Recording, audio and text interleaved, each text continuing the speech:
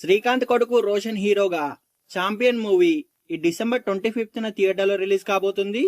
ఈ రివ్యూలో ఈ మూవీ ఎలా ఉందో చూద్దాం రండి.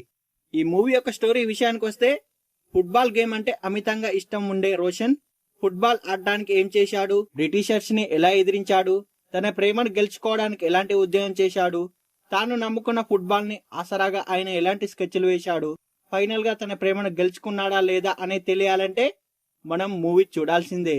అయితే ఈ మూవీ యొక్క డైరెక్టర్ ప్రదీప్ ఈ సినిమాను కంప్లీట్ లవ్ స్టోరీగానే తెరకెక్కిస్తూనే ఎమోషన్స్ ని బ్యాలెన్స్ చేస్తూ ఎలివేషన్స్ ఇచ్చాడు. ప్రతి సీను ఆకట్టుకునే విధంగా ఉంటుంది.